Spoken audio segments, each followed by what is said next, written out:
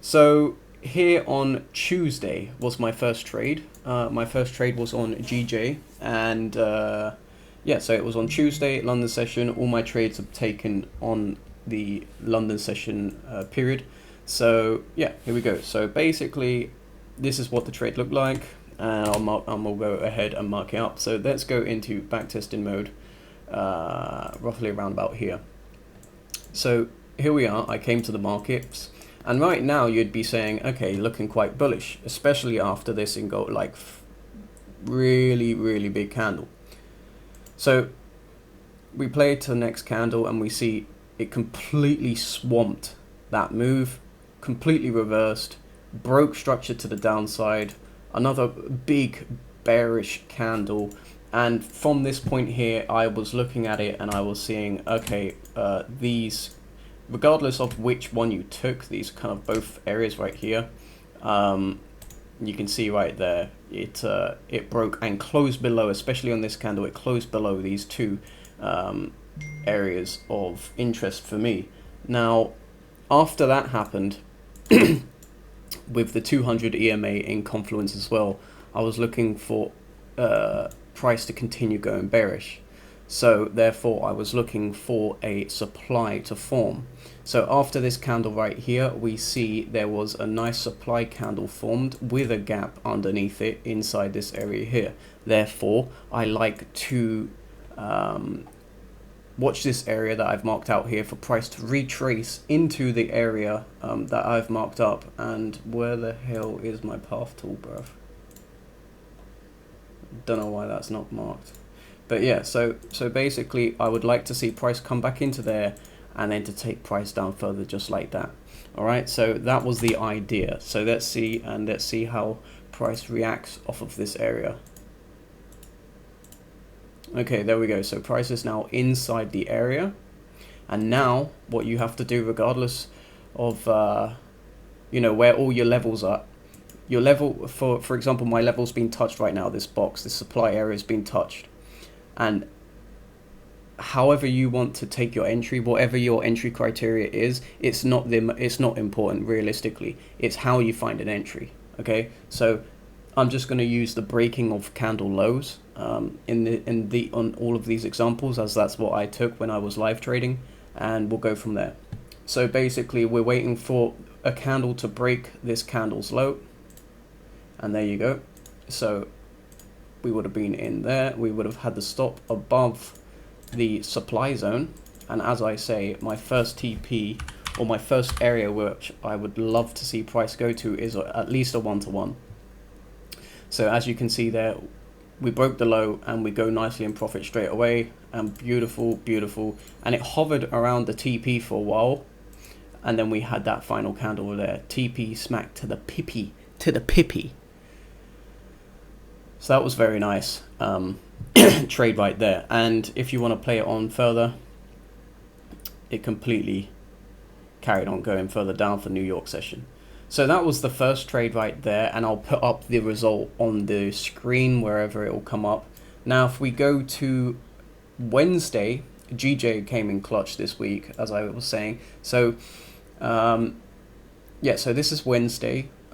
This was the trade, but I did take two trades on this. The first one I did manage risk, which I'll show you, and the second one went nicely to TP, and that made up for the loss. So yeah, so let me show you how I was looking at this market right here. Let's go into backtesting mode. So as you can see, we were coming from a bearish day. Look, that was the day. So we're coming from a bearish day. Obviously, quite easily, you can just use a very simple strategy of going along with the 200 EMA. So as we can see, we're starting to turn to the upside. We also had this break of structure in the what do you have there? We had a break, well, not yet, because I like to see candles close above the break of structure, and that happened on the London Open. So right now you can see I was looking for price to go higher, to continue going higher. Therefore I would need a demand area. So my demand area was marked up just like this. We can take that off right now, so we know we're looking for buys. So now what the idea is for me to see price come back down into this box and then continue going higher. So that's the idea that we have for here. Okay, so let's just watch this, how this plays out.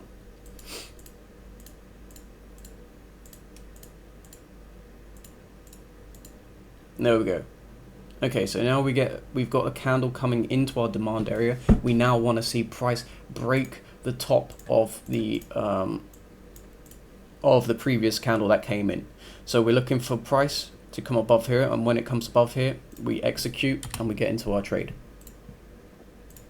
So let's see if that happens. Right there. Okay, so this candle made its low when I was watching it. This candle made its low and then it broke the high. So that would be our entry right there. And as I said, a 1-to-1 would be my first ideal take profit area. So we can see right here. So it nearly went and touched it, went halfway, probably just a little bit more than halfway into profit before reversing, and eventually I was managing risk here. So I didn't want price to go below this swing low area before hitting the bottom of our demand area, which would have been our full stop loss. Because once that breaks that swing low, it's kind of telling me the probabilities are starting to decline against me, especially when price came up here and then reversed, if you understand. So I wouldn't like that. Saving bits of money or saving cutting losses before they hit your full stop loss, eventually they all add up, and over a longer period of time you will see that doing this, managing your risk, cutting losses before they hit your full stop loss, they benefit your trading so much more, especially your psychology as well, because then you don't really take a loss, you're managing risk. Yes, okay, you're losing money, but you haven't taken a full stop loss hit from what your initial risk was. Let's say if you're risking €1,000 at this low right here, when this came here, the probabilities are very high. They start increasing the more and more they start breaking lows and coming towards your stop loss. Therefore, why wouldn't you logically take out at an area where you could manage risk? That's the way I see it. However, there is a possibility that it comes further down and it doesn't take your stop loss off and it continues going up. So what you could see something like this is it pushes up and it comes, oh my days, why is that path tool not doing it? But it'll come up like this and then it'll continue to go down like that, and it'll keep you in the trade, and then it'll do something like that. But you just have to know your strategy and the probabilities of when you're in a trade on what your trade actually does. So I'll put the result up right now on that that managed risk trade, and as you can see, so this is where I took the win. So as you can see, so I don't know why that skipped 2 candles, but it still didn't pierce the low of the demand. Therefore, so it created another low and then it broke the high of this previous candle. So I actually got executed on this green candle right here, and obviously a 1-to-1 was hit, as you saw. So a 1-to-1 was your first take profit level, and then you could have let price go a bit further, whatever you wanted to do, however you see the markets and however you want your TPs and your basically entry exit levels is entirely up to you. So that was the win right there, so that made back for the loss, and I'll put that up on the screen as well. So that was on Wednesday. Now this is Thursday, and Thursday was a loss. So this is how I was looking at this. This is the Australian dollar, AUD, and yeah, this was the trade right here. It basically gave a little bit of profit before eventually turning down, and as you can see in hindsight, it was ranging inside of there. But you have to take, if the price matches up to all your rules that you have and in your strategy, and you have your strategy back tested, and you know the win rate, you know the percentages, you know the RR, you know everything, you know how long you're going to go on a win streak, you know roughly how long you're going to go on a losing streak for. You just have to execute. It's easy. It's easier like that. Okay. So let me show you how I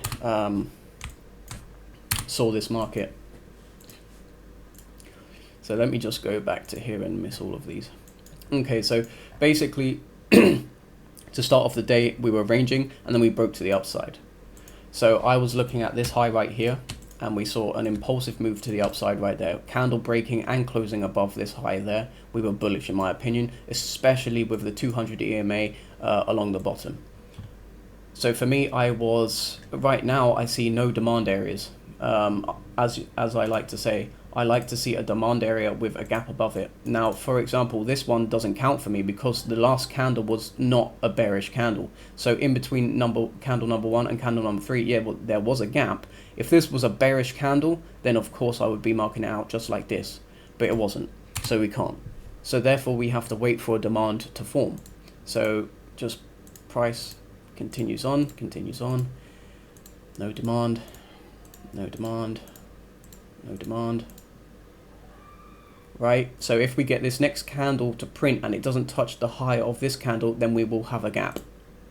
There we go. So now we have a gap inside of here, as you can see. So you get your rectangular tool, you mark that out there. This candle's high and this candle's low do not touch. So candle 1's high and candle 3's low do not touch. Therefore you have a demand with a gap above it. Therefore that's high probable for me, meets all my rules. Therefore, what do we do now? We wait for price, if this wants to work, hopefully it does. We wait for price to come back into this box, wait for a high to be broken, and we'll look for price to carry on the trend. It's that simple. Other than that, it's all out of your hands.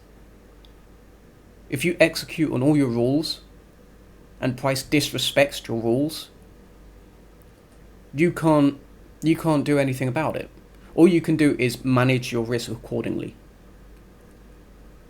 So let's watch how this price plays out here. So we come in, so now we're looking for a high to be broken. High has not been broken yet. Now a high has been broken. So as you saw, this high right here, this high got broken, so we got executed on this candle here. The stop loss below the demand area and first TP at a 1-to-1. So that was exactly how I had the trade marked up. And as you can see, we sunk right back in. Now, let me go to a next level here. So as you had your stop loss, your full stop loss below the demand box, you can clearly see that you had this swing area, correct? You had this swing low, higher low, and a higher low there, and the lower low right here, right in the middle. Therefore, that's where I was considering managing risk to cut my losses short, to keep my losses small and allow my winners to win big, as you saw on the other GJ trade. So I was looking at this price right here, this price number right here, and if I saw these candles starting to break these lows, I would manage my risk and I'd stop the probability of getting stopped out fully. And let's see if that happened. Exactly. So from here, let me just show you this quick difference right here. So from here, right here, let's say you're risking 1,000 euros. So right here, you would have lost 1,000 euros, right? And basically, if you would have done that right there and managed risk there at 3 pips compared to 4.3, so now what you do here is you go 3 pips right here, you would have lost 700 euros instead of a whole 1,000 euros at the bottom of the demand area. And it went there, as I said, the probabilities of when it breaks this low, the probabilities of it continuing to break lows is going to be very high. Therefore, you try and stop your losses as quickly as possible. And other than that, it's out of your hands. You just have to execute on your rules, and that's literally it. That's why trading can be so easy but so hard at the same time, because no one gives you the rules. You have to find the rules for yourself because it's very individual. Some trading strategies resonate with people one way. Some trading strategies resonate with people another way. It's just how you see the markets and how it feels with you. Okay? So I'll put up the result for this one as well. I kind of came out of this week. It was like a break-even week, but because I was managing my risk very nicely, I actually came out in profit. I think it was 0.5%, but nevertheless, it was still profit. So, yeah.